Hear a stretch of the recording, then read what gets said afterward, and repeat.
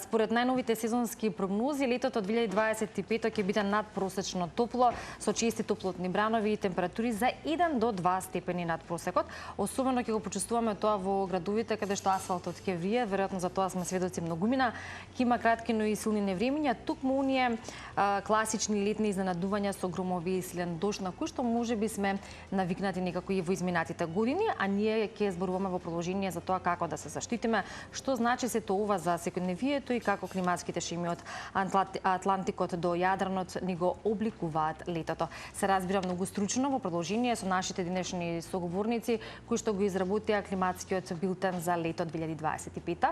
Со нас во студиото е универзитетскиот професор по метеоролошки науки на Институтот за физика при Природно-математичкиот факултет, тоа е професор доктор Владо Спиридонов, а за кратко ќе го имаме и на онлайн разговор професорот Ивица Милевски, доктор на географски науки и универзитетски професор на Институтот за географија при Природно-математичкиот факултет. Добро утро за вас, професори, и добро дојдовте во утринска на Телма. Ви благодариме покрај зафатениот период одвоивте време да бидете наш гостин. Добро утро, ви благодарам за поканата и со задоволство за Телма телевизија. Мило ни е да го презентираме климатскиот билтен, особено како што велите и вие, добре доден за граѓаните пред се, за институциите и за сите оние кои што би требале да се запознаат со тоа каква состојба или какво лето не очекува. Интензивно е летото не само за Македонија, туку и за Европа, за Балканот и за Европа. Слушаме за високите надпросечни температури во европските земји, а исто така и добар осврт имате направено во климатскиот билтен, секогаш за таа изработка и за нешто што може да се доближи до општата јавност за тоа што не очекува ова лето 2025. Па ајде да почнеме со ред колку степени над климатска норма се очекуваат просечни температури сега во јули па и во август. Да, убаво кажавте. Значи се работи за еден сеопфатен билтен. Тоа е наша практика, не е само сега за летото 2025 година, меѓутоа ние, мислам, барем јас во континуитет низ годините, сметам дека тоа е корисно. Иако морам да кажам дека сите овие сезонски осврти или сезонски карактеристики на времето треба да се разбираат од граѓаните со една мала доза на резерва, бидејќи тие се ориентациони, со оглед дека и самото време и клима и сите оние, да речеме, процеси што се случуваат во атмосферата имаат своја некоја просторна и временска рамка.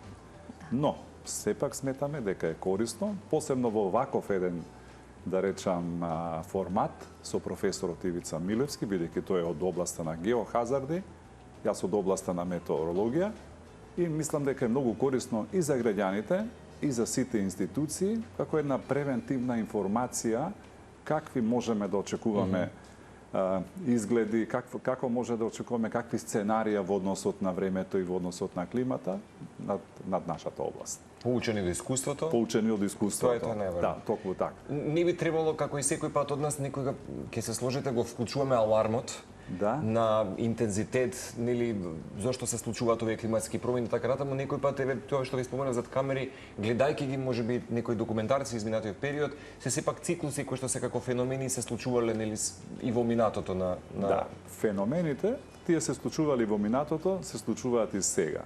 Ние сме можеби премногу оптеретени, да речам, премногу е нагласена темата за климатски промени. Климатски промени, тоа е еден долгорочна промена на времето, карактеристиките во односот на режим, на температури, врнежи на една област, ветрови и така натаму.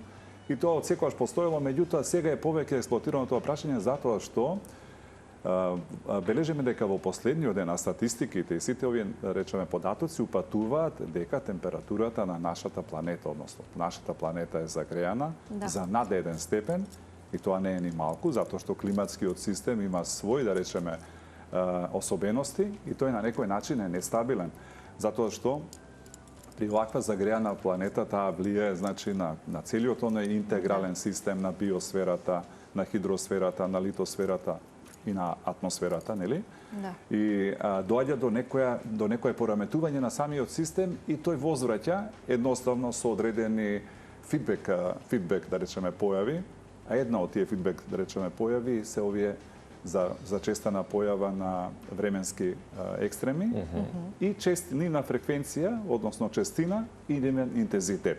Дали се работи од најразвиени атмосферски системи, какви што се урагани, така, тајфуни, до оние да речам, системи што се во помали размери, меѓутоа сепак се многу со голема енергија, какви што се оние грмотевични облаци, торнада, електрични. Да, овие што сега ги споменавте, тоа се составен дел на тие облаци со конвективен развој, вертикално, каде што имаме голема енергија во атмосферата, топлина и вертикален развој. Малку може од темата осцилиравме, меѓутоа во контекст на вашето прашање. Така е.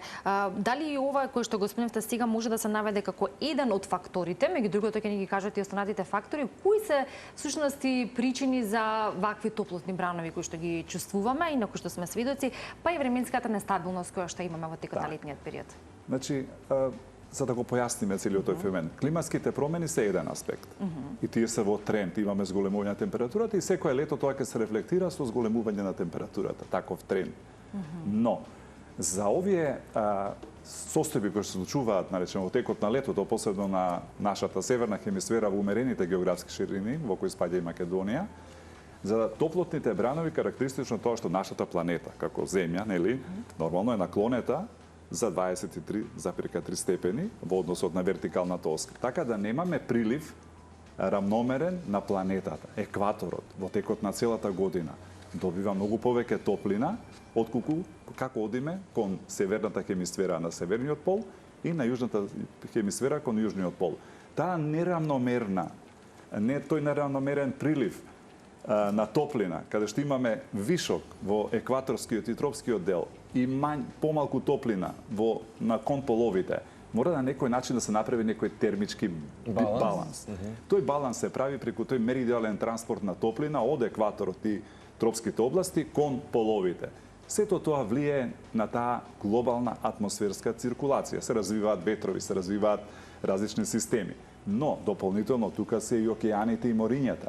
И тие имаат своји карактеристики. Како што имаме бранова природа во атмосферата, истото се случува и во водите, само што тоа е во односот на тие океански и морски површини. Исто имаме градиент на соленост, градиент на температура, исто како што имаме вертикален градиент во атмосферата, односно како се менува температурата во атмосферата. Тоа е еден сложен систем на атмосферска и океанска циркулација со системи, со воздушни маси, фронтови кои што во текот на годината добиваат различна енергија, различна динамика и оттаму се сите овие, да речеме, фази кога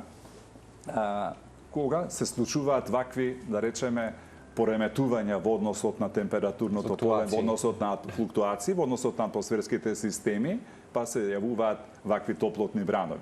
Сега, ако сакате малку поконкретно, обично се јавуваат, значи, во текот на лето, таа серија на топлотни бранови, кога над нашата област, Медитеранот, па делот од југоисточна Европа, може да биде и централна и западна Европа, ќе се позиционира појас со многу висок притисок.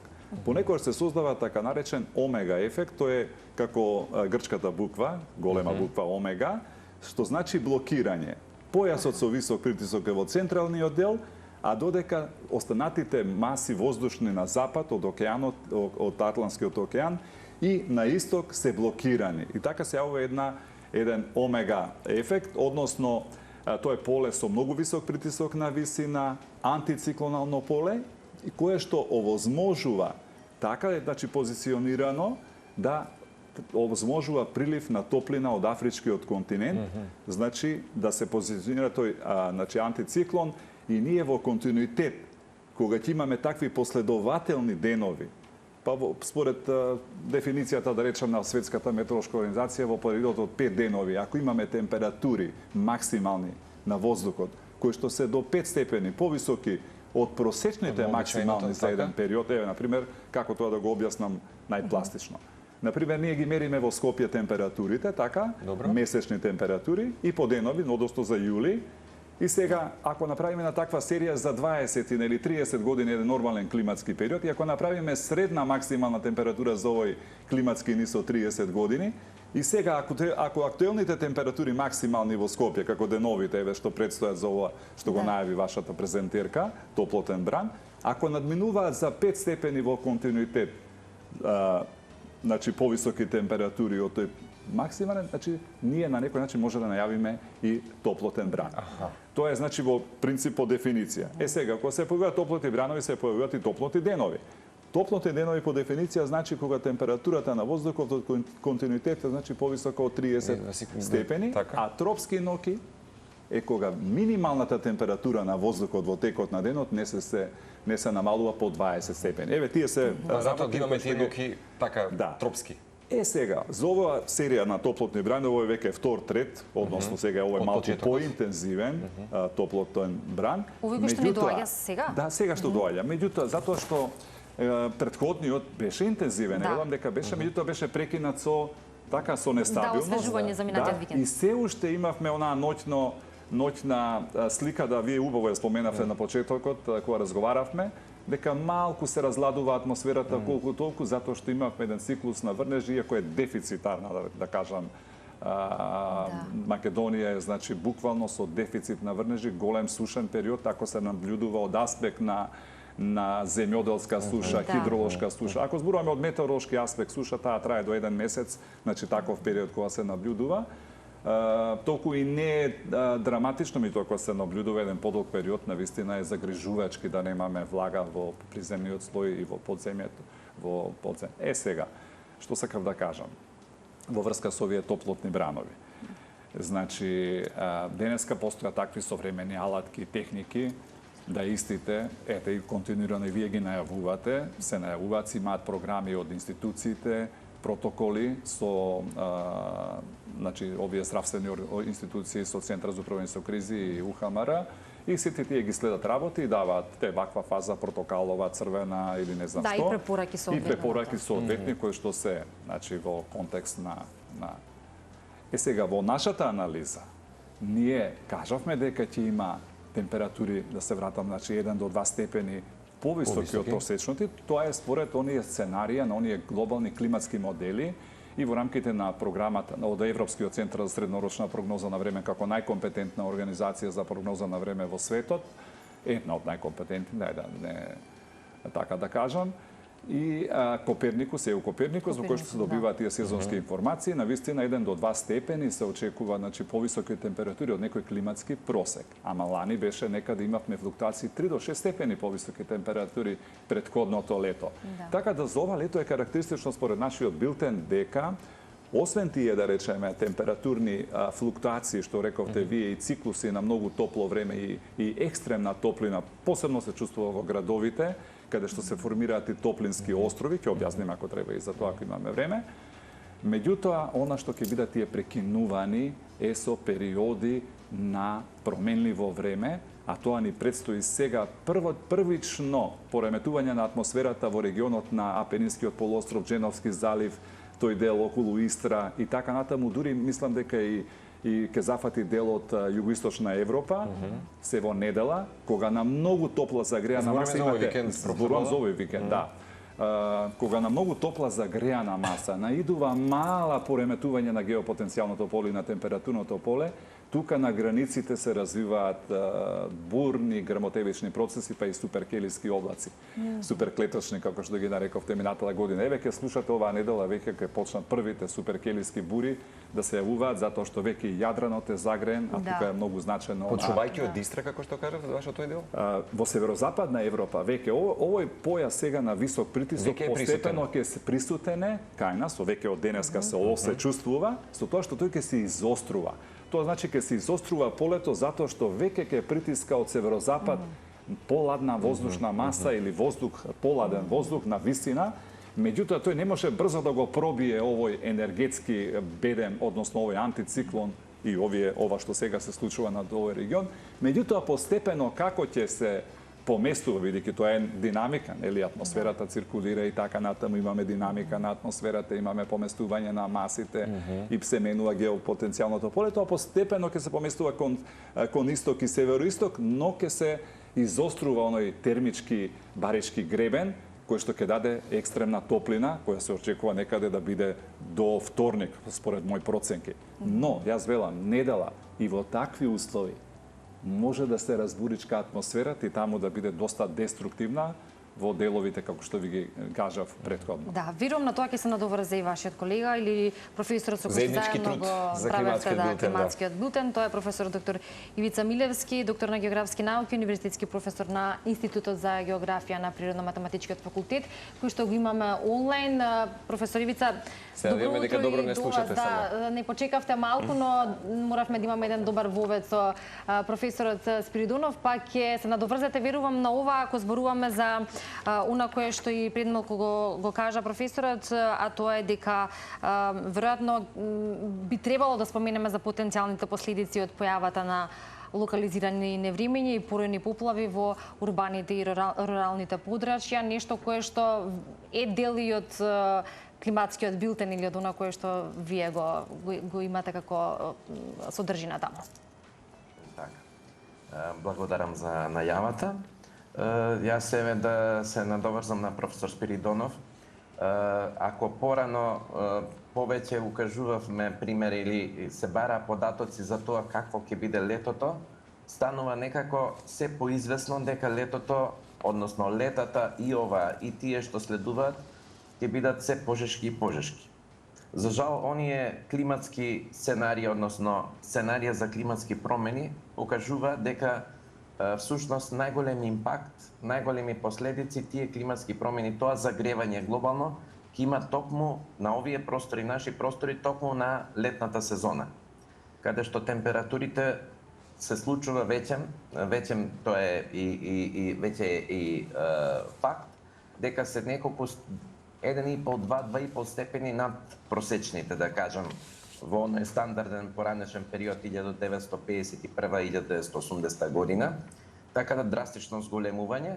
Тоа пак драстично зголемување сепак не е тоа, велиме, во просек, но некаде достигнува и до 3 степени, 2,5-3 степени, некаде е малку, посебно во западните планински предели е нешто помало тоа, но поента е што ние имаме таква уникатна топографија на подрачјето на Македонија, со изразити планини, со изразити долини и така натаму. Тој разигран релјеф е причина за оние што спомна и професорот конвективни струјења во летниот период, кои што можат да предизвикаат нагла појава на екстремни количини на врнежи, интензивни врнежи, а всушност одредени анализи и она што го работиме ни покажуваат дека и тоа е факт, дека во последните години навистина имаме се поголема фреквенција за честеност на такви екстремни врнежи. Примерот со Скопје 2016 година или Шипковица 2015 година, кога тие екстремни врнежи понекогаш можат да ни предизвикаат не само големи материјални проблеми, туку за жал и човечки жртви, и ние постојано апелираме дека институциите мора да бидат на нивоата на задачите, не само за време на такви појави, кои што ги очекуваме и во овој летен период, туку и претходно подготвени, она што велиме, дали се тоа добро исчистени канали по кои што се движат истечните води или дренажните води и така натаму. Значи, оние подземни канали под патиштата, автопатиштата и така натаму. Сето тоа мора да биде добро средено, бидејќи еве и за овој летен период, по сите оние прогнози, по сите оние согледувања, но и по моделите што ги имаме, а имаме модели за тоа кои се оние ризични подрачја во државата, во поглед на појава на поројни врнежи, односно поројни поплави, во поглед на пожари, во поглед на претерана ерозија, во поглед на слечишта. За жал имаме доста такви подрачја и процентуално, но и според разместеноста на територијата на државата.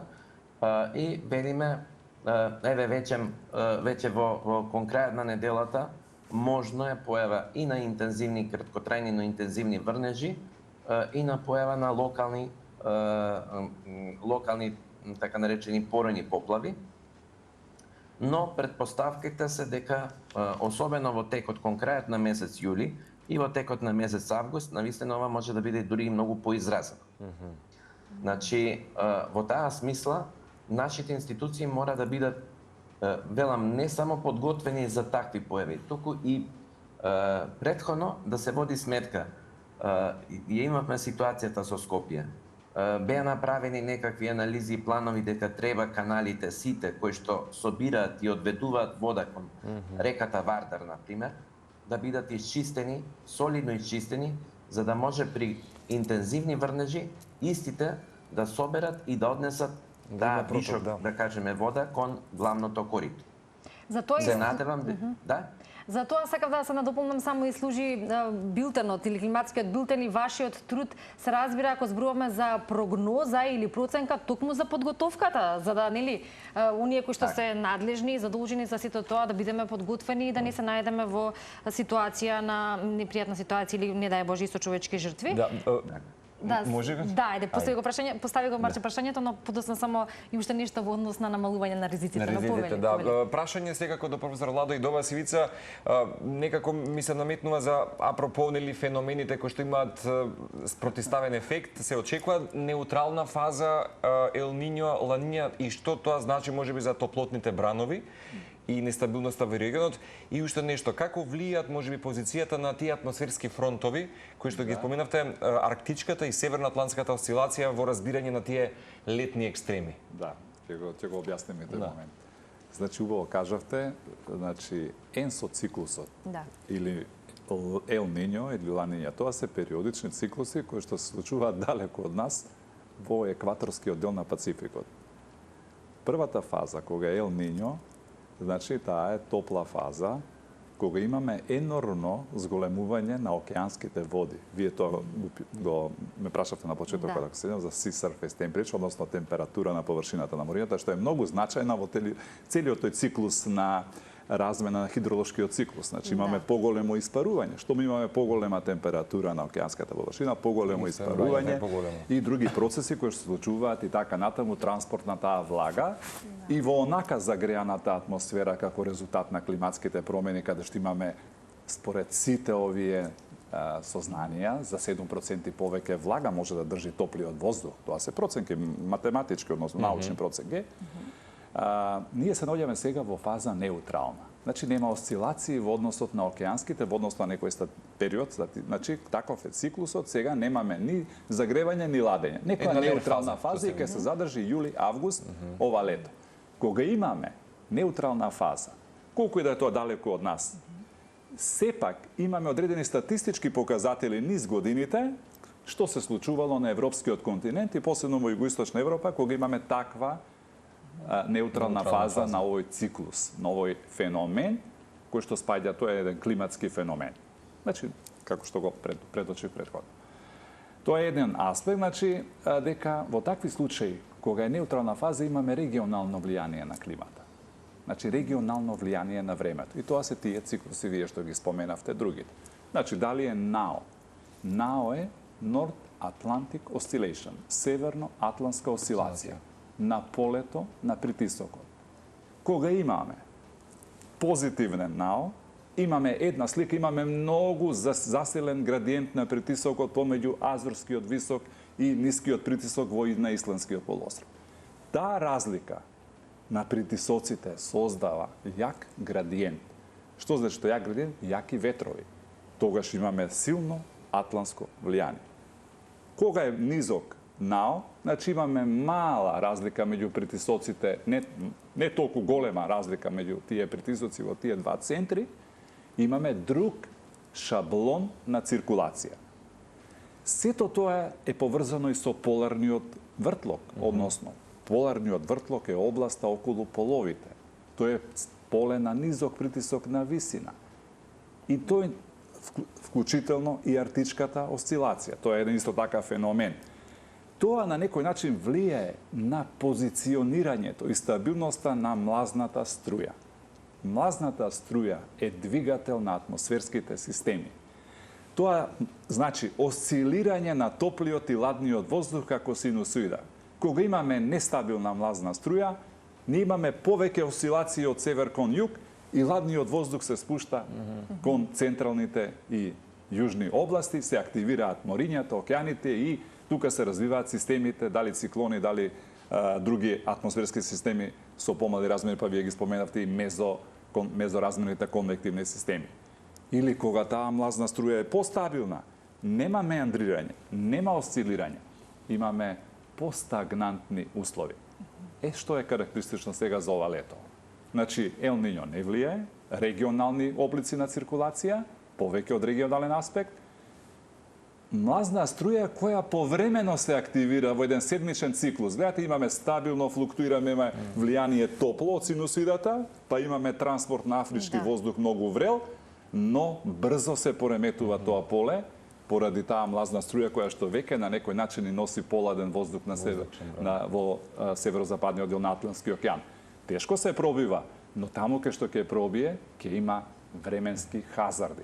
И тоа ќе се случува сега, и затоа ова што го кажа колегата Ивица, токму тоа ние сме заедно, затоа што ние сме од научниот аспект. Ние не велиме дека некој од институциите не си ги обавува своите работи. Далеко од тоа, секој во својот рамки на протокол. Науката мора да се почитува во делот на сите овие активности, пред се превентивни. Граѓаните мора да бидат заштитени, затоа што такви времиња ни доаѓаат.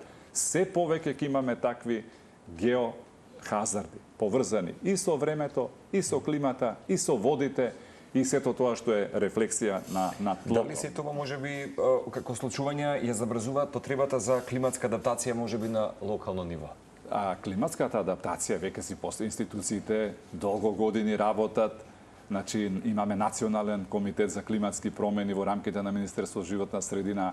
Има цел, да речеме, еден тим од научници од МАНУ, апсолутно со извештаи, со сите тие работи. Меѓутоа, јас пак велам, во делот на ова, навистина треба да бидеме поподготвени, затоа ние ги правиме овие анализи. Јас сум член на Совет за безбедност на Македонија, меѓутоа ја чувствувам индивидуалната одговорност и не само како потребата, него и потребата од аспект на самиот граѓанин да добие што подобра информација. Иако информациите секој ден се дистрибуираат и вие како медиум ги пласирате, меѓутоа не навистина е потребно да има една хармонија и науката исто така да ги пласира сите тие научни нови сознанија, методи, да ги елаборира вака работите, затоа што е недостасува на граѓаните малку повеќе експлицитно елаборирање и за запознавање, можеби на еден по-пристапен јазик, меѓутоа доволно е треба да ги знаеме сите тие работи. И затоа ние развиваме алатки. Една од алатките што ја развиваме, значи науката е НОТАС. НОТАС е светски препознатлива алатка. Светска метеоролошка организација пласира алатки кои што се. И тие се таму во тимот што работат на таа светска метеоролошка организација, тие се поканети научници од различни институти. Македонија има овде врвна алатка за детекција и за прогноза и детекција на невреме, ајде да се изразам така категорично, значи за различни размери, за различни конвективни, од торнадо до малку поразвиени системи и оние што ги рековте вие мезоразмерни конвективни системи, и сега да должам одговор, кои што представуваат поорганизирани групации на конвективни, односно грамотевични облаци, кога имаме индивидуални и кога не се добро организирани во кластери и така натаму, тие не се толку моќни. Меѓутоа кога се развие во една средна скала, таков еден организиран систем во кој што ќе може да се добие некоја динамика, па да имаме и некоја вртложна вертикална брзина која што ќе интензивира сите процеси микрофизички трансформации, продукција на вода и така натаму. Не дај Боже, такво беше Стајковци. Затоа не дај Боже да се беше прашање. Да, се случуваат такви имаме работи. голем број прашања, сакаме внимателно да ве слушаме и се разбира во интерес на времето уште нешто што е сметам потребно да се каже. Повторно ќе се поврземе со професорот Ивица во контекст на ова кое што го кажавте вие, професоре. Владо, она кое што го споменавме поплавите, имаме веќе едно такво лошо искуство од 2016-та, тоа е Стајковци. Веќе тоа треба да биде една голема лекција и кога имаме вакви стручњаци или професионалци кои што може да дадат некаква прогноза, тоа треба, како што речи професорот, да се почитува, но и да се следи се во интерес на подготовка на граѓаните. Споменавте и вие во делот вашиот претходен одговор или излегување дека навистина треба да се има една добра подготовка, но тука ќе ги споменеме и пожарите. Да. Кои што се карактеристични исто во текот на летниот период, особено при високи температури, а знаеме дека и во таа област правиме пропусти доста. Или сектор, да, треба исто доволно подготовки, на кои што еве во последниве денови слушаме дека владата се ангажира, но сепак добро е да се има таа подготовка. Повелете. До мене е прашањето, да. Да, повелете. Да, добро е што слушнавме дека има навистина динамика во тој поглед, значи справување со пожарите. Јас точно очекувам, иако реално не сум стручник за шумски пожари, мојата повеќе работа е во доменот на анализи на сателитски снимки и сето она што е од Европскиот центар за укажување на системи и на опасност од пожари. Така да ги следам и нивните податоци ми требаат за нешто друго, бидејќи пожарите, не знам тоа колку е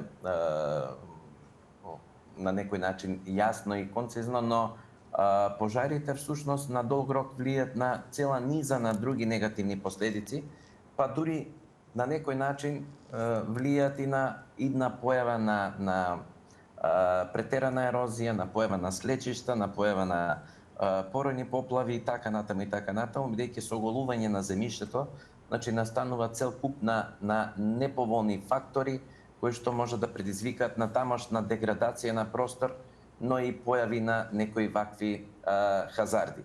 Во таа смисла, само ќе кажам дека со оглед на оно што го гледавме и го работев во минатите, имавме и една голема студија, работевме за климатски промени за просторниот план на државата, така да согледуваме дека навистина драстично е зголемен бројот на опожарени површини и на уништени на некој начин шуми во последните десетина години.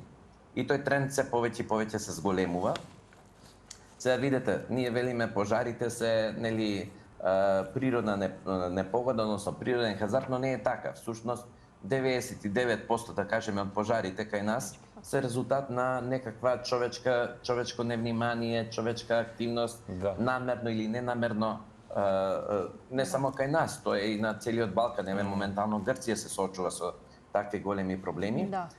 Но условите како што се во периодот овој сега што е моментален и она што ќе следува во наредните 10 на 12 денови, изворедно ќе погодува за потпалување, односно настанување на пожар и негово брзо ширење.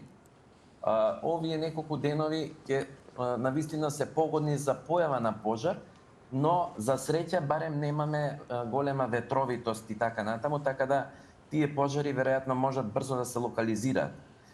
Она што го имаме како податок е дека веќе во текот на наредната недела може да имаме комбинации високи температури, но и поизразита ветровитост на одредени места, посебно во централниот дел на Македонија, например.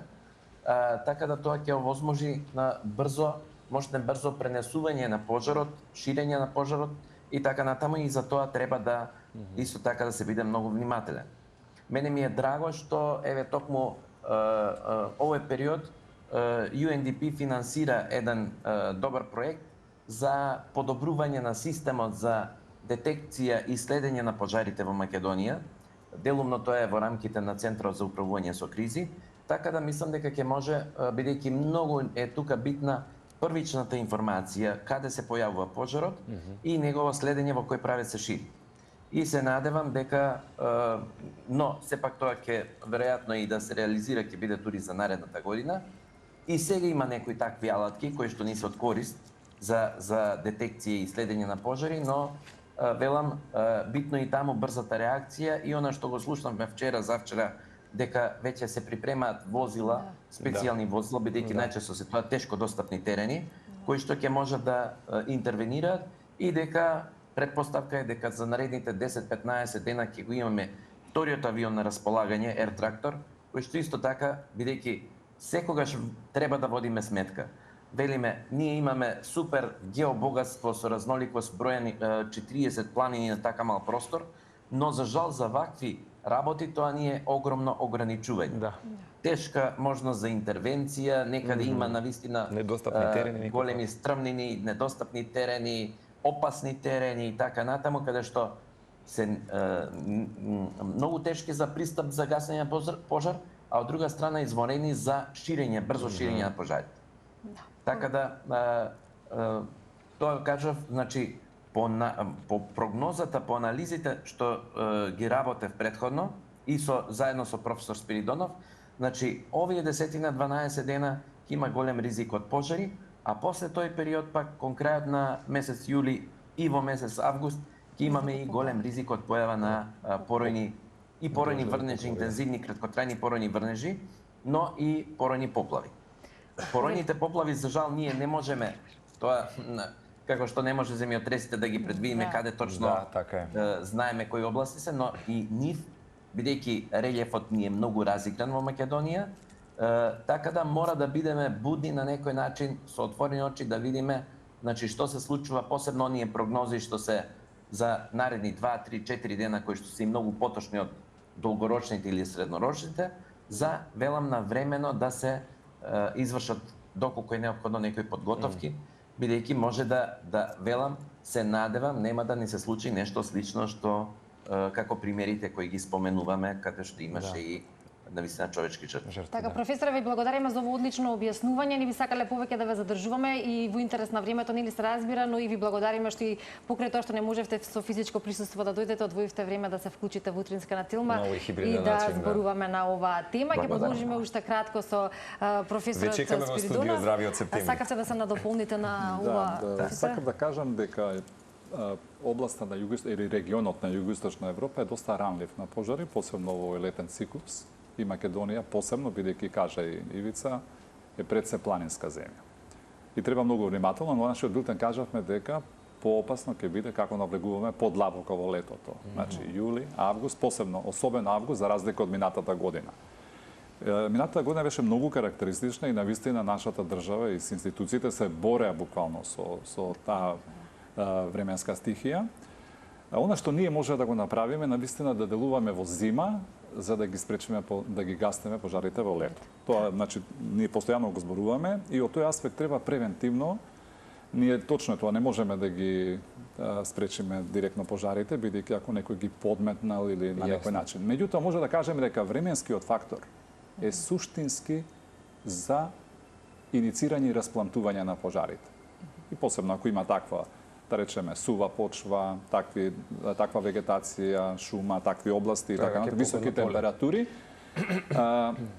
Сакам да кажам дека повеќето институции во Европа и во светот работат на превентива. Односно, тие подготвуваат и билтени оперативни 7 до 10 до 15 денови однапред, бидејќи обично кога се случуваат пожари имаме повторни топлотни бранови, серија, имаме стагнантни временски услови, антициклонални, така да можеме да ја продолжиме таа прогноза. Постојат алгоритми, ние во Македонија развиваме алгоритми со финки и ја понудивме таа наша алатка 7 до 10 до 15 денови да имаме, значи, прогноза на индексот за ширење на пожари во Македонија со највисока резолуција. Тоа се моделски пресметки, меѓутоа споредени со Европскиот центар, што ви го кажав пред малку, навистина се многу солидни нашите проценки.